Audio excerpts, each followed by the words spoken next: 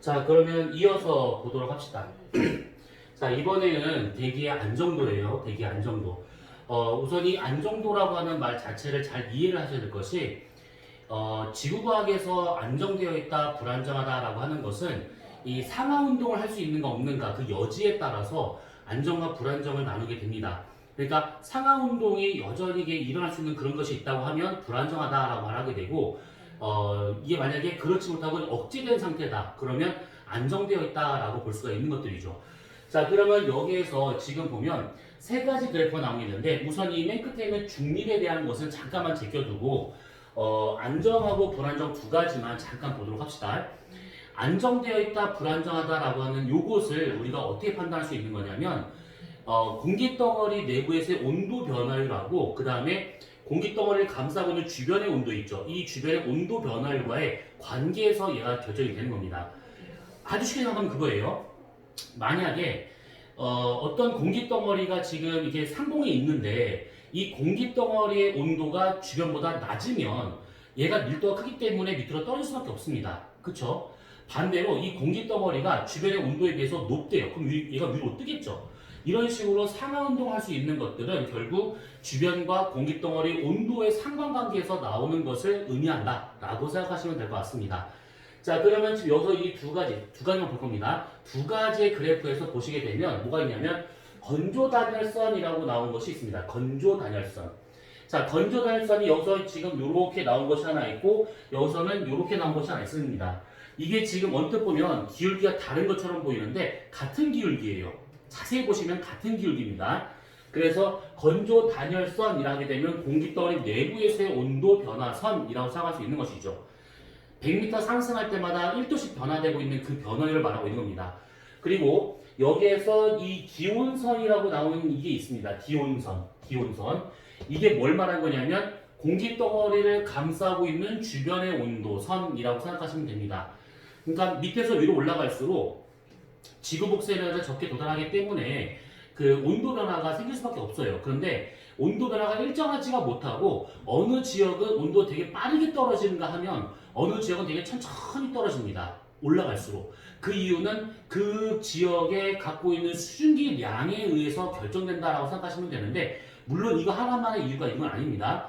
뭐 종합적으로 볼 수 있긴 하겠지만 수증기가 가장 이 교과 과정에서는 제일 맞는 얘기예요. 그래서 수증기가 많이 포함되는 그런 지역이라면 아무래도 대기의 비열이 크다 보니 위로 올라가서 온도 변화율이 빠르게 안 나타납니다. 되게 천천히 나타나요. 근데 공기가 바짝 말라 있대요. 사막처럼 수증기가 별로 없대요. 그렇다면 위로 올라가서 온도 변화율이 크게 나타날 수밖에 없습니다. 뭐가? 주변 기온이 공기덩어리 내부가 아닙니다. 그래서 봤을 때 여기를 보니까 지금 건조 단열선, 얘가 지금 공기덩어리 내부의 온도선이고 기온선, 이게 공기덩어리를 포함하고 있는 외부의 기온선이라고 볼 수가 있는 것이죠. 그러면 이래 봤을 때 얘는 위로 올라갈수록 1도씩 떨어지는 그 변화율이에요. 요것이. 그런데 얘와 같은 경우 보니까 높이에 따른 온도 변화율이 얘보다는 작죠. 그쵸? 그렇기 때문에 1도보다 작았었을 경우, 다른 말로 건조 단열 변화율보다 얘가 더 작은 변화율일 경우, 숫자로 구집해자면 1도가 아니라 얘가 뭐 예를 들어서 0.7도의 변화율 이렇게 됐을 경우, 그러면 어떤 일이 벌어지느냐? 이걸 지워볼게. 이거 버렸어. 그렇게 되면 어떻게 되느냐? 얘네들이 대략 여기 한번 보세요. 여기요. 이게 지금 공기덩어리 내부의 온도고 이게 외부의 온도를 하셨습니다. 그러면 공기덩어리 내부 온도가 바깥쪽보다 온도가 높죠. 그럼 어떻게 되겠어요? 위로 뜹니다. 그렇죠? 가벼워지면 위로 뜹니다.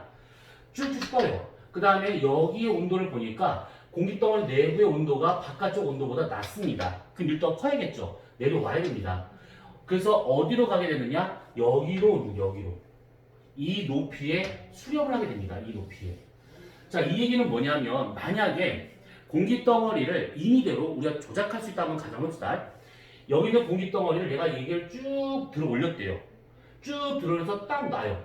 그럼 이 공기덩어리가 그 위치에서 멈춰 있느냐, 아니면 그 위치에서 더 올라갈 수 있느냐, 더 내려가느냐, 요걸 말하는 것인데, 여기 있는 공기덩어리를 강제로 끌어올리게 된다고 하면 밀도가 더 크기 때문에 놓으면 원래 위치대로 다시 내려온다라는 뜻입니다.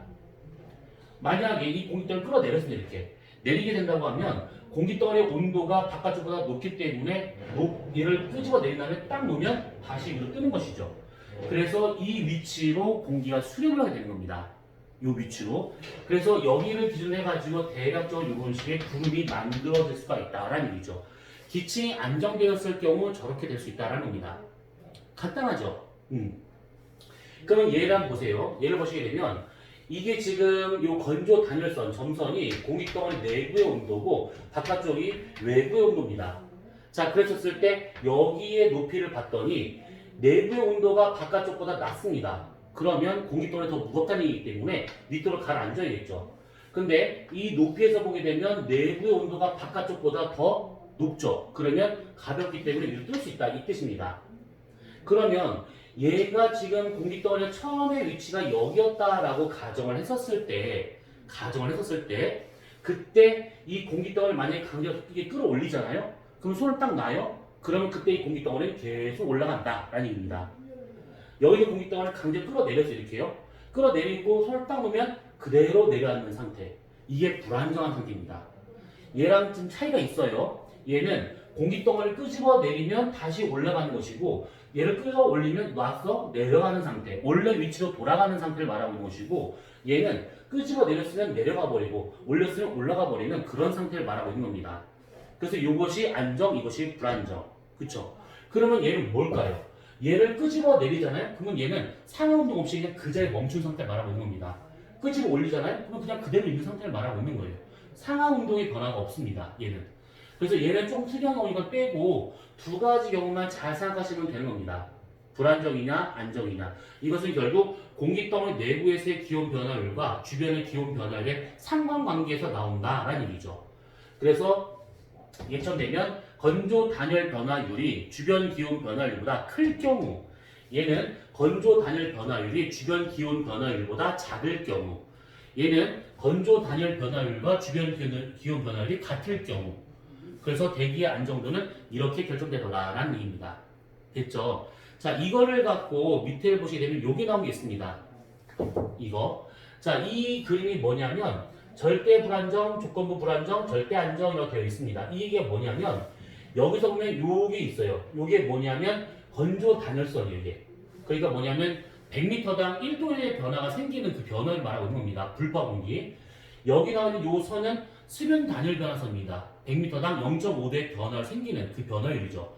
자, 그랬었을 때 이거하고 따져본다는 것은 결국 뭘 말하는 거냐면 얘네들이 주변 기온에 대해서 건조 단열 감률이 이렇게 나온다. 이게 1도다 라고 치게 되면 주변 기온 변화 만약에 얘보다 더 작을 경우, 그러니까 주변 기온 변화율이 이렇게 나타났다. 그럼 얘는 무조건 절대 불안정이라는 것이죠. 절대 불안정. 무조건. 근데 만약에 주변 기온 변화율이 이렇게 나타났다. 그럼 얘는 무조건 절대 안정입니다. 왜? 절대 불안정이라고 하는 것은 이것보다 더 큰 상태고 변화율이 이게 기울기 값이 이게 잘 생각해 보십니다. 기울기가 크다 작다라고 하는 것이 우리 변화를 따지면 안 돼요. 높이에 따른 기온 변화를 따진다고 그러면 아무래도 건조 단열 변화율보다 얘가 지금 이 흰색 선 주변 기온 변화율이 더 큰 상태를 말하고 있는 것이죠. 그렇죠? 그러면 얘와 같이 예를 들어 치면 얘가 지금 1도의 변화율이고 얘가 0.5도의 변화율이라 치면 주변 기온 변화율이 1도보다 크잖아요. 그러면 1도보다 크다는 것은 어쨌든 간에 무조건 얘보다 큰 변화율이고 당연히 얘보다 큰 변화율이죠. 그래서 무조건 얘는 1도보다 더 큰 변화율의 기온 변화를 갖게 되면 주변의 온도 변화율이 그러면 무조건 불안정이다 이 뜻입니다. 근데 만약에 주변 기온 변화율이 0.5도보다 작대요. 그러면 수변 변화율보다 작은 거기 때문에 공기가 포화가 됐든 불포화든 상관없이 무조건 안정이다라는 얘기죠. 방금 얘기했던 이거랑 요거 지금 넘어갔는데 요거랑 비교를 해보시면 됩니다. 기온 변화율이 누가 더 크냐 작냐에 따라서 안정과 불안정이 결정된다 했었잖아요. 그쵸? 그랬었을 때 지금 요게 안정이고 불안정이었었는데 다시 한번 이거랑 다시 한번 정해봅시다. 건조 단열 변화율보다 주변 기온 변화율이 얘가 이렇게 됐을 경우 이게 안정이죠.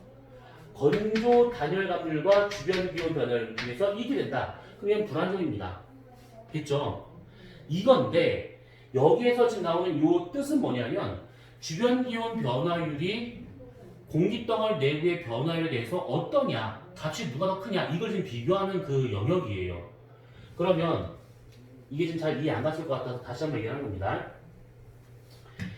만약에 이 선보다 주변 기온 변화율이 이렇게 더 완만한 상태의 선으로 그어졌대요. 주변 기온 변화율이. 그러면 이 선보다 얘가 변화율이 더 크다는 얘기죠. 그렇죠. 변화율이 더 큰 것이죠. 그러면 주변의 기온 변화율이 건조 단열 변화율보다 크다는 뜻입니다. 그 공기가 불포화든 포화든 상관없이 어차피 1도보다 높은 변화율을 가져요. 그렇죠. 그렇기 때문에 절대적으로 공기가 불포하든 포하든 상관없이 무조건 얘는 불안정이다 라는 겁니다. 주변 기온 변화율이 내부의 온도 변화율보다 더 크기 때문에 그 내부의 이 공기덩어리 내부가 수증기에 대해서 포화가 됐든 불포화가 됐든 상관없이 이게 지금 불포화에 대한 건조 단열 변화, 이게 포화된 수변 단열 변화에 대한 선이죠. 이렇게 두 선이. 그래서 주변 기온 변화율이 1도보다 크면, 그러니까 내부의 온도 변화보다 크면 무조건 불안정이다. 이 얘기입니다. 여기와 같이 된 경우에는 뭐냐면 주변 기온 변화율이 만약에 이렇게 꺼졌대요. 이 변화율이 예를 들어서 만약에 0.1도였대요. 주변 기온 변화율이. 그러면 공기 덩어리가 포화가 됐든 불포화가 됐든 간에 어쨌든 간에 변화율은 얘가 더 작아요. 왜냐면 얘는 0.5도이기 때문에 포화된 공기는 0.5도의 변화율이죠. 근데 주변 기온 변화율은 그보다 작대요. 그러면 포화가 됐든 불포화가 됐든 얘가 작은 값이죠. 그래서 얘는 무조건 안정이에요. 수증기가 포화됐든 안 됐든 상관없이. 그런데 만약에 얘가 지금 1도의 변화율이고 얘는 0.5도의 변화율이라고 치고 주변 기온 변화율이 예를 들어서 0.7도예요. 그러면 얘하고 얘 사이에서 나타나고 있다는 얘기죠. 주변 기온 변화율이. 그러면 이렇게 우리가 주변 기온 변화율 선을 그려볼 수 있을 것인데 그때 공기가 만약에 불포화 상태면 1도보다 변화율이 작은 거니까 그때는 안정될 수 있는 것이고 만약에 그 공기 덩어리가 포화되었다? 그러면 포화된 공기에 대해서는 더 큰 값이죠. 그러면 불안정이 될 수 있다는 겁니다. 그래서 불포화된 상태에서는 안정이고 포화된 공기라는 걸로 본다고 하면 불안정이 될 수 있다는 얘기죠. 환장하겠죠. 이게 무슨 뜻인지. 변화율인데 바깥쪽 변화율과 안쪽 변화율을 따져보는 겁니다. 바깥쪽 변화율이 1도보다 크냐, 0.5도보다 작냐, 아니면 1도와 0.5도 사이냐 이걸 말하고 있는 것이고 이 안쪽의 변화율은 불포화냐 포화냐에 따라 달라지겠죠. 그렇죠? 아무튼 요것이 있습니다. 두 가지가. 그랬었을 때 주변 변화율과 내부 변화율 중에 이렇게 되면 기층은 불안정. 만약 이렇게 되면 얘는 안정. 근데 이거의 변화율이 있는 상태인데 얘가 불포화냐 포화냐에 따라서 다를 수 있다는 얘기죠. 만약 불포화 상태면 얘보다 얘가 더 낮은 변화율이고 포화된 거면 이렇게 변화율이 작아지기 때문에 얘가 더 높아진 상태 되는 겁니다. 그쵸? 변화율이 더 높죠. 이렇게 됐을 때가 조건부로 불안정이다 또는 조건부로 안정이다 라고 말할 수 있다는 뜻입니다. 이거는 찬찬히 다시 한번 생각을 해보세요. 변화율에 대해서 누가 더 크고 작은가 이 뜻입니다. 내부 변화율과 외부 변화율의 크기가 누가 더 크냐 이걸 말하고 있는 거예요. 자, 그래서 대기의 안정도는 이렇게 우선은 조건부로 우리가 볼 수가 있다라는 뜻입니다. 자, 그러면 조금 생각했을 때 요겁니다.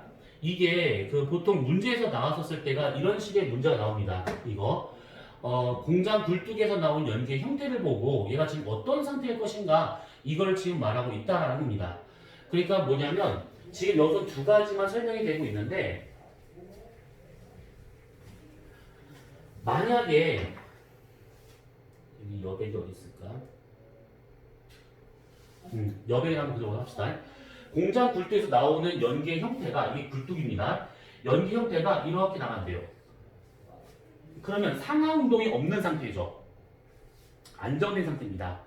근데 만약에 이게 지금 굴뚝이다라고 한번 가정해보고 굴뚝이에요. 연기가 이런 식으로 요동을 칩니다. 그럼 불안정한 상태죠. 상하 운동을 할 수 있는 상태니까. 근데 이렇게 굴뚝이 있는 상태에서 연기가 이번에는 이렇게 퍼져나가는 것처럼 보이는데 위로 이렇게 퍼져나간대요. 위로. 이렇게 위로 퍼져나간대요. 어떤 경우는 이렇게 공장 굴뚝이 있는데 이렇게 퍼져 나가는 것처럼 보이는데 밑으로 확장하는 것처럼 이렇게 나오는 경우도 있습니다. 그러면 이 모양만 딱 보고 우리가 어떤 상태인지 알 수 있다는 얘기죠. 얘는 지금 어쨌든 간에 위아래 상관없이 얘네들은 지금 안정된 상태입니다. 기층이. 그래서 수평적으로 공기가 움직이는 상태라고 봐야겠죠. 상하 운동이 없는 상태입니다. 근데 얘처럼 상하 운동으로 요동을 칠 수 있다는 것은 기층 자체가 상당히 불안정한 상태이기 때문에 이게 가능한 것이죠. 근데 이렇게 돼 있거나 이렇게 돼 있다고 하는 것은 뭐냐면 공장에서 나오는 연기가 위로는 올라갈 수 있는데 밑으로 못 내려간대요. 그럼 여기가 안정되어 있기 때문에 이 연기가 뚫고 들어갈 수가 없는 것이고 상대적으로 위쪽이 불안정이기 때문에 위로 확산할 수가 있다는 뜻입니다. 얘는 반대가 되겠죠. 위가 안정된 상태로 공기가 유지되다 보니까 이 연기가 일로 들어갈 수가 없는 겁니다. 그래서 밑으로만 내려가는 것이죠. 밑에가 불안정이면. 그래서 연기가 어떻게 퍼져 나가는가를 보면 어느 높이에서 얘가 안정 불안정인지를 따져볼 수 있더라라는 겁니다. 연기 형태 하나만 딱 보고 나서도. 됐죠? 자, 안정과 불안정이다라고 하는 것은 결국 뭘 의미하느냐? 상하 운동을 할 수 있는 여지가 있는가 없는가 이렇게 생각하시면 되는 겁니다. 상하 운동을 할 수가 없는 상태면 안정이고 상하 운동을 할 수 있는 상태면 불안정 상태. 근데 만약에 여기 나와 있는 공장 굴뚝의 연기가 위로 퍼진다? 그럼 아래가 안정, 위가 불안정. 아래로 퍼지고 있다? 그러면 밑에가 불안정, 위가 안정. 이런 식으로 따져볼 수 있다는 얘기죠. 됐죠? 자, 그래서 이렇게 우리가 우선은 보면 될 것 같습니다. 그래서 여기에 뭐 보면 문제 쭉쭉 나오게 있는데 이것을 지금 어떻게 줄 방법이 없습니다. 그래서 여러분들이 갖고 있는 교재들 또는 뭐 수특이나 이런 것들을 보고 여러분들이 좀 따로 공부를 더 하시는 방법이 없습니다. 아시겠죠? 그리고 이런 식의 단열성도 문제, 과학보다 잘 나오는 유형 중에 하나입니다. 그런 것들이라든지 지워서 보도록 합시다. 이런 상태라든지 아니면 지금 보다시피 공장 굴뚝 연기의 모습이 어떻다느니 뭐 이런 것들 이런 것들이 쭉 나오게 되는 것들이죠. 그러니까 그림을 잘 봐두시면 됩니다. 그 다음에 지금 교육과정상 여러분들 요게 아마 내용에서 좀 빠졌을 것 같아요. 그런데 과학고에서는 이거를 좀 아마 하고 있는 걸 알고 있거든요. 그런데 이게 나오면 여러분들 꼭 공식 나오는 거 다 외워두셔야 됩니다. 자, 우선은 지금 첫 번째 나온 공식이 여기죠. 압력은 로지 H로 구할 수 있다. 엄밀히 말하면 로지 델타 H죠. 그래서 압력을 구할 때는 이런 방법을 구할 수 있다는 거. 지구과에서 이거 엄청 많이 씁니다. 그러니까 잘 적어보세요, 이거. 그 다음에 기압 변화 그래프는 뭐 여러분들이 중학생 때 봤던 것들이고 1기압의 단위에 대한 것을 많이 들어봤던 거니까 됐다 치고요. 그 다음에 정력합 평형 상태라고 하는 것은 역학적으로 힘이 평형 상태에 도달했기 때문에 물체의 운동이나 모양 변화가 없는 상태, 정지된 상태를 정역학 평형 상태라고 말합니다. 지구과학에서는 이 정역학 평형 상태가 크게 세 군데 나타납니다. 하나는 대기, 하나는 해양, 하나는 별. 그래서 대기에서 상하 운동이 억제된 상태, 공기가 밑에가 고기압, 위가 저기압이기 때문에 얘를 들어 올리려고 하는 기압 경돌이 작용을 하게 되고 끄집어내게 된 중력이 있었을 때 얘네들이 기압 경도력과 중력이 같은 상태에 도달하게 되면 이 공기 덩어리는 상하 운동하지 못하고 그대로 멈춰버립니다. 그 상태를 정역과 평형 상태. 바다에서도 마찬가지예요. 별에서도 마찬가지고. 근데 그것은 관련된 단어가 나오면 얘기하기로 하고 시간이 없으니까. 그래서 이런 상태가 되어 있는데 여기서 보시게 되면 밑에 정역과 평형 상태에 대한 방정식이 나온 게 있습니다. 요게 만약 학교에서 배웠으면 외워두셔야 됩니다. 아시겠죠? 자, 그 다음에 대기에 작용하고 있는 힘. 그래서 크게 네 가지가 보통 거론이 돼요. 하나는 기압 경도력, 하나는 전향력, 하나는 마찰력, 하나는 원심력. 자, 이 네 가지가 보통 대기에 작용하고 있는 일반적인 힘이라고 볼 수가 있는 것인데 우선 첫 번째 나오는 요 기압 경도력이라고 하는 것은 어려운 게 아닙니다. 단순해요. 고기압에서 저기압 쪽을 얼마만큼 세게 밀어내는가, 공기를 처음 밀어내는 그 힘을 기압 경도력이라고 말을 하고 있는 것이죠. 자, 얘와 같은 경우에는 지금 여기 식이 나오고 있는데 결국 밀어내는 힘이라고 하는 것을 공기 밀도에 반비례하고 있는 것이고 두 지점의 거리나 높이 차에 대해서는 반비례, 두 지점의 기압 차에 대해서는 비례하고 있는 힘이다 라고 볼 수가 있는 겁니다. 이거 여러분들이 좀 기억을 해두실 필요가 있습니다. 이게 과학고에서는 교육과정상 빠졌다 하더라도 아마 이걸 수업하셨을 가능성이 있을 것 같아요. 만약에 이걸 수업을 하셨다 그러면 꼭 외워둬야 됩니다. 아시겠죠? 그 다음에 전향력이라고 하는 것은 우리가 그 대면 수업을 했었을 때 몇 차례 한번 얘기했던 그 힘입니다. 지금 보다시피 코리올레의 힘, 전향력이라는 것은 EMV 오메가 사인 세타로 구해지고 있더라 라고 하는 것들. 이제 여러분이 공식 외워두셔야 됩니다. 그래서 이걸 갖고 실제로 이제 여러 가지 것도 구할 수가 있다는 얘기죠. 그래서 전향력은 우선은 크기를 이렇게 구할 수 있는 것이고, 방향은 북반구일 경우 진행 방향이 오른쪽으로, 남반구는 진행 방향이 왼쪽으로 작용하고 있더라. 이렇게 방향까지 꼭 기억을 해두셔야 됩니다. 자, 그 다음에 구심력이라고 된 것이 있죠. 구심력이라 하게 되면 약간 원래는 이게 맞는 표현이에요, 구심력이. 그런데 방향성 때문에 많이 헷갈려해요, 학생들이. 그래서 그냥 원심력으로 보는 게 조금 더 깔끔할 겁니다. 사실 원심력은 실존하는 힘이 아니죠. 그런데 구심력이라고 했었을 때 방향 때문에 헷갈리니까 그냥 이것을 원심력이다 라고 보는 게 제일 깔끔합니다. 아시겠죠? 자, 구심력 구하는 식 딱 나왔죠? 당연히 R분의 MV 제곱이냐 MR 오메가 제곱이냐 이걸 지금 말하고 있는 중입니다. 근데 지구에서는 보통 요거를 생각하시면 된다 라고 생각하시면 됩니다. 이게 구분하면 안 되지만 지구학에서는 이걸 어떻게 구분해서 쓰면 좋냐면 R분의 MV 제곱 같은 경우는 평면상에서의 회전을 구할 때 생각하시면 되고, MR 오메가 제곱 같은 경우는 구면상에서의 어떤 회전을 구할 때 쓰는 게 좀 더 편합니다. 깔끔해지고. 원래 구분하면 안 돼요. 물리적 따랐을 때는. 자, 마찰력. 마찰력 같은 경우는 워낙 많이 했죠. 여러분들이 중학교 1학년 때 나는 배웠던 그 힘이에요. μm. 그렇죠. 그래서 이렇게 되고 있는데, 이 단원에서 직접적으로 이 마찰 개수까지 동원해가면서 구할 수 있는 문제는 없습니다. 마찰력이 존재하고 있다. 마찰력이 크다 작다. 요 정도 선에서만 보는 것이지 마찰 개수가 얼마고 그다음에 힘이 얼마 이거 안 나옵니다. 알았죠? 나중에 여러분들이 고급 지각을 한다 하더라도 그렇게까지는 안 나옵니다. 자, 그리고 여기에서 보면 직윤풍이란 말이 나오고 있고 그 다음에 경도풍이란 말이 나온 게 있습니다. 자, 우선 이 경도풍이라고 하는 것을 이해를 해야 편서풍 파동이 이해가 됩니다. 아시겠죠? 경도풍이라고 하는 것을 이해를 먼저 해야 됩니다. 교과 과정상 이게 나오도 안 나오도 상관없이 우선 무조건 이것부터 이해를 해야 그 다음에 이해가 돼요. 자, 뭔 말이냐면 원 과정에서는 지구학 원에서는 지상에서 나타나고 있는 바람에 대한 얘기입니다. 근데 지구학 2에서는 상공에서 나타나고 있는 바람에 대한 얘기예요. 그럼 이게 무슨 차이예요? 지면에서는요 마찰력이 존재합니다. 그래서 바람이 불어섰을 때는 등압선에 대해서 가로지르는 그런 형태의 바람이 나타나죠. 근데 상공에서는 마찰력이라는 것이 없기 때문에 여기서 말하는 마찰력은 지면 마찰을 말하는 겁니다. 상공에선 마찰력이 존재하지 않기 때문에 등압선과 거의 나란하게 움직입니다. 그 차이가 있어요. 그래서 마찰력이 존재하지 않는 상태에서 위에서 부는 바람을 상공풍, 마찰력이 존재하고 있는 지면에서 부는 바람을 지상풍이라고 말합니다. 자, 그랬을 때 상공풍에서 부는 바람들 중에 등압선을 따라서 보통 부는 게 일반적인데 그 등압선이 직선일 경우도 있고 등압선이 곡선일 경우도 있겠죠. 직선일 때 부는 바람을 지균풍이라고 말을 하고요. 얘가 곡선일 때 부는 바람을 경도풍이라고 말합니다. 지균풍과 경도풍이라는 형태로 나타나게 돼요. 등압선이 직선이냐 등압선이 곡선이냐에 따라서 지균풍과 경도풍으로 구분이 됩니다. 그 중에서 경도풍이라고 하는 것은 뭐냐면 얘가 이렇게 곡선으로 가고 있다는 얘기잖아요. 그럼 예를 들어서 만약에 곡선이 원형으로 갈 수도 있겠죠. 그러면 원형으로 뭔가 돌고 있다는 것은 고기압 아니면 저기압이라는 얘기입니다. 그래서 경도풍은 고기압성 경도풍이냐 저기압성 경도풍이냐 이렇게 구분이 됩니다. 이해되셨죠? 네. 자, 그러면 여기서 첫 번째 먼저 이것부터 보도록 합시다. 이것부터 이해를 하는 게 더 빠를 거예요. 자, 중심부가 지금 고기압이에요. 중심부가. 그러면 여기 바깥쪽이 저기압이라는 얘기죠. 그러면 바람은 당연히 고기압에서 저기압 쪽으로 밀어내려고 할 겁니다. 그쵸? 그러면 우리가 아까 봤던 기압 경도력을 우리가 pH라고 한번 가정합시다. 이렇게 여기 써있네요.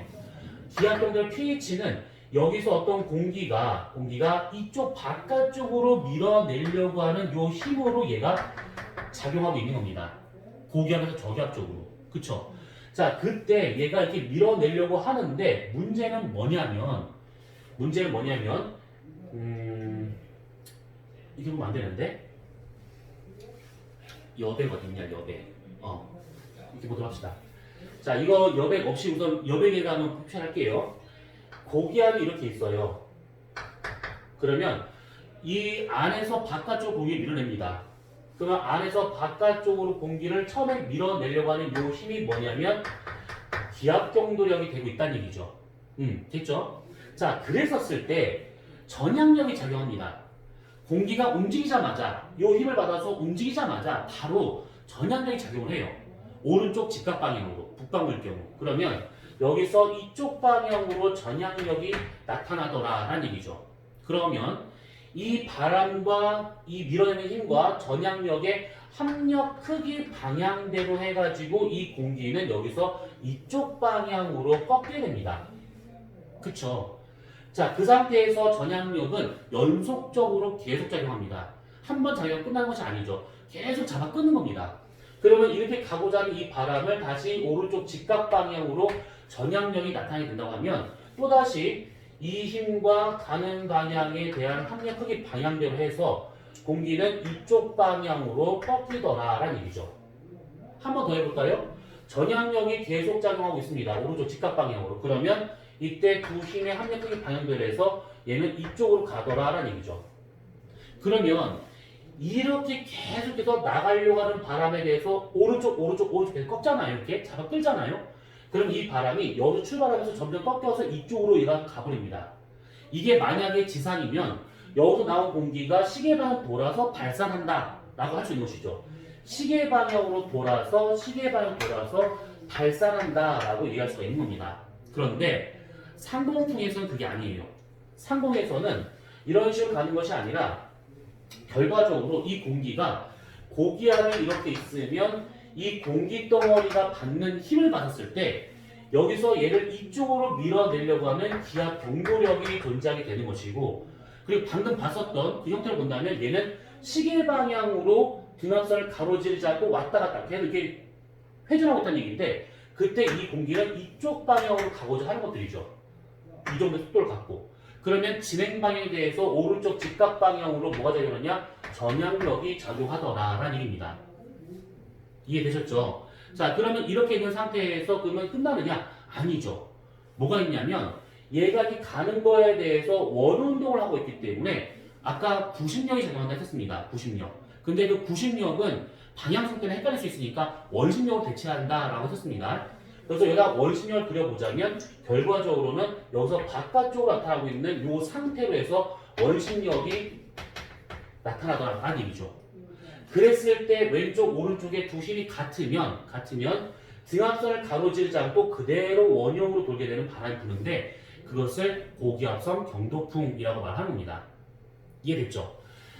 그러면 얘와 같은 경우에 우리가 한번 정리해볼까? 힘으로 전향력은 요거 더한 것이죠. 원심력 더한 거에 기압경도력을 더한 것이 전향력이 되고 있다는 뜻입니다. 어때요? 됐죠? 자, 그 다음에 이번엔 이쪽에다가 저기압을 하면 저기압.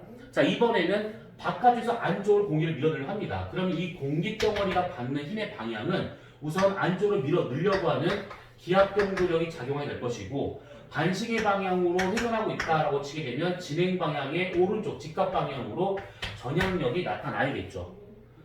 원운동을 하고 있네요. 그럼 당연히 바깥쪽으로 나타나고 있는 원심력까지 우리가 생각을 해보자 치면 얘가 오른쪽 힘과 왼쪽 힘이 같으면 어디 하나 치우치지 못하고 그대로 반시계 방향으로 회전하게 되는 저기압성 경도풍이 나타난다는 뜻입니다. 그럼 이것을 우리가 똑같이 한번 정리해봅시다. pH는 두 가지 힘을 더한 거, 원심력 더한 거에다가 전향력 더한 것에서 구할 수가 있더라라는 얘기죠. 어때요? 이해됐죠? 자, 그러면 여기에서 우리가 한번 따져볼 것이 뭐냐면 속도를 따져봐야 돼요. 속도. 그러면 지금 아까 우리가 앞서 했었던 그 공식대로 본다고 하면 기압경도력이라고 하는 것은 로분의 1 곱하기 델타 H분의 델타 P로 구해지는 것이고, 원심력과 같은 경우에는 당연히 얘는 R분의 MV 제곱. 근데 여기서는 MR 오메가 제곱을 구해봐야겠죠. MR 오메가 제곱을 구할 수 있는 것이고, 그 다음에 또 뭐 있냐면 그 전향력 CO와 같은 경우에는 얘는 EMV 오메가의 사인 세타로 구해지더라 라고 하는 것으로 따져볼 수가 있는 것이죠. 그러면 이 두 개의 바람의 풍속을 비교하고자 한다면 어떤 힘으로 정리하는 게 좋을까요? 당연히 속도가 어딨나? 여기 있죠. 전향력이 있습니다. 그래서 전향력의 크기로 속도를 비교하시면 되는 것이죠. 그러면 여기에서 우리가 전향력에 관해서 얘를 넘기면 결과적으로 전향력이라는 것은 pH- 원심력으로 볼 수 있는 것이고 얘는 지금 그냥 나와 있죠. 전향력은 결국 원심력에다가 pH를 더한 것만큼이 되고 있다는 뜻입니다. 아, 그러면 전향력은 누가 더 크다? 오른쪽이 더 큰 겁니다. 그 말은 뭐다? 속도가 빠르다는 얘기죠. 오, 그러면 풍속은 이쪽이 더 강하겠구나. 이 뜻입니다. 고기압성 경도풍의 풍속이 저기압성 경도풍에 대한 풍속보다 얘가 더 빠릅니다. 됐죠? 요거에 잘 적었습니다. 고기압성 경도풍이 저기압성 경도풍보다 속도가 더 빨라요. 이게 이해가 되면 편서풍 파동이 이해가 될 수 있습니다. 자, 지금 요 그림이 나오고 있는데 이 그림은 지금 했던 그림이니까 넘어가기로 하고요. 조금만 내려가게 되면 이건 지상풍이고 여러분 지상풍 아마 배울 텐데 여러분들 교재를 잘 못 봐가지고 뭐다라고 얘기를 못 하겠네요. 자, 어디로 갔느냐? 대기의 순환. 요건 됐고요. 어디 갔을까? 잠깐만요. 어디 갔을까? 대기의 순환 나왔고요. 그러면 그 다음에 편서풍 파동이 나오겠지요. 여기 있네요. 자, 우선은 편서풍 파동이라고 하는 것은 요겁니다. 이거예요. 자, 먼저 이 그림을 먼저 잠깐 봅시다. 이 그림부터. 뭐냐면 방금 얘기했던 거 잘 적었어야 됩니다. 우리가 저기압성 경도풍하고 고기압성 경도풍하고의 힘의 지금 요거를 살짝 여기 한 줄에 우선 잠깐만 적어 놓을게요. 자, 저기압성 경도풍과 같은 경우에는 CO-는 전향력과 같은 경우에는 기압경도력에서 원심력을 뺀 것이 된 것이고 고기압성 경도풍과 같은 경우에는 얘는 두 개를 합친 것이죠. 이게 되는 겁니다. 그래서 풍속은 얘가 더 빠르다라고 했던 거. 자, 그러면 요거를 잠깐 지우고 그림을 잠깐 보도록 합시다. 자, 뭐냐면 지금 요것이 보면 어떤 실험이에요. 이 전열 기구가 있을 것이고 그 위에다가 수조에다가 물을 담아놨는데 특이하게 안쪽에다가는 얼음을 담아놓고 바깥쪽에다가는 열선을 감아놓은 겁니다. 그 가운데다가 물을 넣었대요. 그 상태에서 이렇게 돌리는 겁니다. 계속 돌려요. 그래서 그것을 위에서 봤을 때 어떤 식으로 보이는가 시간에 따라서 이걸 지금 말하고 있는 게 이 그림인데 얘를 보시게 되면 안쪽이 지금 얼음입니다. 얼음. 바깥쪽에다가는 열선을 감아놓은 상태예요. 그러면 처음에 얘가 이렇게 그냥 밑에서 회전판을 돌려가지고 물을 이렇게 회전시켰습니다. 그러면 처음에는 아무런 변화가 안 생겨요. 그렇죠? 그런데 이게 안쪽에서 돌고 있는 물의 속도와 바깥쪽 돌고 있는 물의 속도가 같을 수가 없겠죠.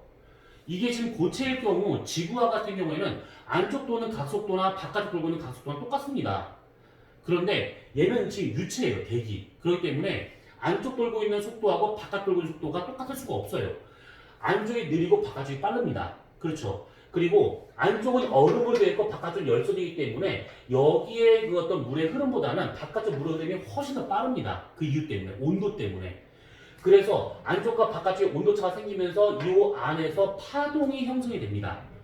처음에는 이것이 원형으로 돌던 것이 조금씩 이런 식의 파동이 만들어지기 시작해요.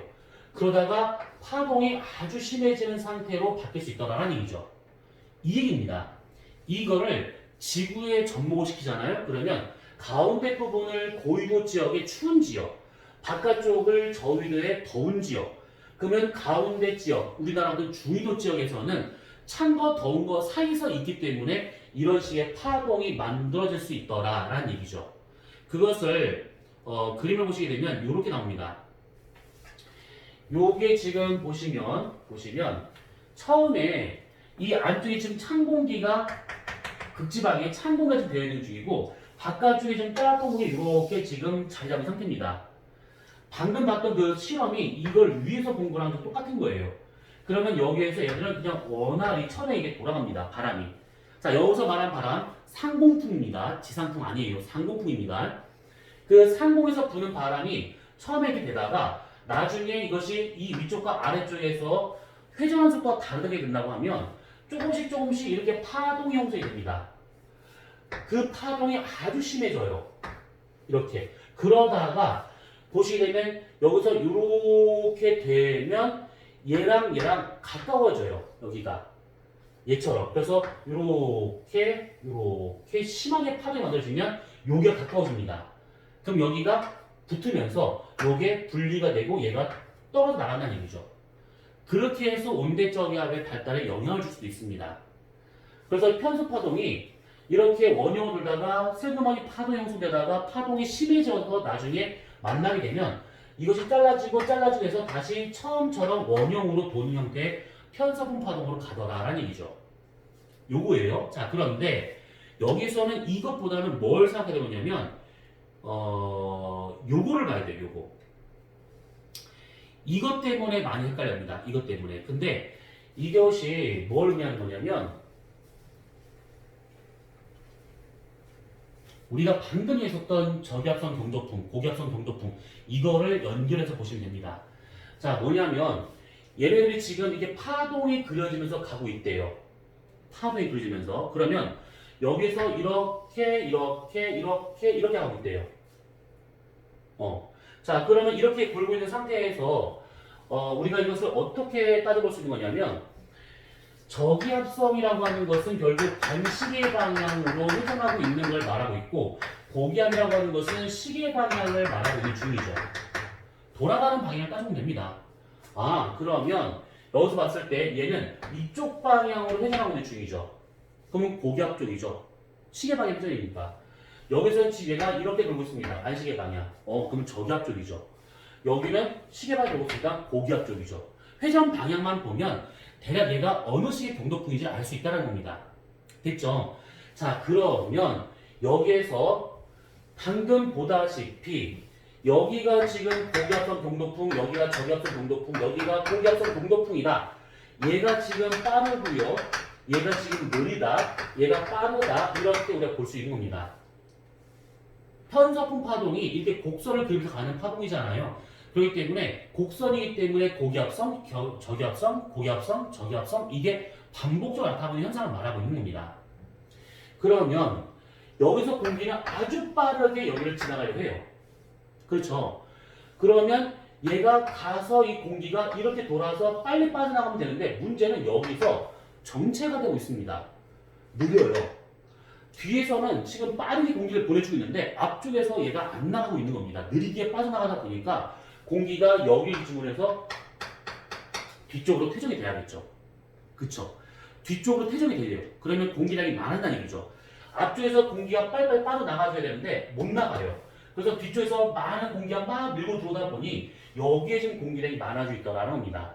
그럼 이 많아진 공기를 계속 그러면 퇴적을 시킬 것이냐? 아니죠. 어디로 보내야 됩니다. 어디로 보낼까요? 그렇죠. 지면으로 보냅니다. 지면으로. 지상은 내리 꽂아요. 그래서 지상에 하강기류가 발생이 되면서 지상에 고기압이 만들어지더라 라는 얘기입니다. 이해됐죠? 그러면 저기압성 경도풍과 고기압성 경도풍 사이에 있는 바람이 이렇게 떨어지더라 라고 볼 수가 있는 것이죠. 앞에서 느리게 바람이 천천히 가다 보니까 뒤쪽에서 빠르게 오는 공기가 빠져나가지 못하는 것이죠. 그래서 이 중간에 공기가 모이는 겁니다. 그 모인 공기가 어딘가로 가야 되는데 앞쪽에서는 안 나가니까 위로 갈 수가 없잖아요. 위는 그 성층권이니까. 그래서 앞쪽 못 나가니까 밑으로 내려가는 겁니다. 공기가. 그래서 이 하강기가 발생을 하면서 지면에 고기압이 형성되더라 이 얘기예요. 그러면 반대인 경우는 금방도 이해가 되겠죠. 여기서 공기가 빠르게 빠져나가고 있습니다. 그쵸? 그러면 여기 지금 공기가 부족한 상태예요. 그런데 뒤에서 공기가 빨리빨리 와서 그 빠져나간 공기를 채워줘야 되는데 너무 느려요. 못 채워줘요. 그러면 여기 지금 공기의 양이 희박해진다는 얘기죠. 그쵸? 앞에서 벌써 빠져나갔고 뒤에서 채워줘야 되는데 뒤에서 많이 못 채워줍니다. 그러면 여기가 지금 그러면 공기가 부족하다가 진공되느냐? 안 되죠. 진공이 되기 전에 어떤 일이 벌어지겠어요? 자연에서는 진공이라는 것이 없기 때문에 여기에 공기를 메꿔주기 위해서 지상에서 공기를 끌어올리는 겁니다. 그러면 지상에서는 난데없이 뜬금없이 여기에 기압이 떨어지면서 상승기를 강제로 만들고 있다는 얘기죠. 그러면 여기에서 저기압이 형성이 돼요. 근데 마침 이게 저기압이 형성되는 이 지점이 중위도 지역이에요. 중위도 지역. 자, 중위도 지역에서 발생하는 것이 편서풍 파동이죠. 중위도 지역에서 찬과 더운 공기가 지면에서 이렇게 만났어요. 이렇게요. 전선이 형성했습니다. 정체선이 만들어졌네요. 근데 상층부에서 이런 일이 벌어지게 되면 공기를 쭉 빨아올리면서 직선했던 정체선을 파동을 그리게끔 만들어줍니다. 온대저기압의 생성 과정 중에서 이게 있어요. 온대저기압에서 직선했던 정체선이 파동이 만들어진다라는 게 나오는데 그 파동이 만들어진 것은 뜬금없이 만들어진 것이 아니라 상층부에서의 편서풍 파동 때문에 지면 공기를 끌어올리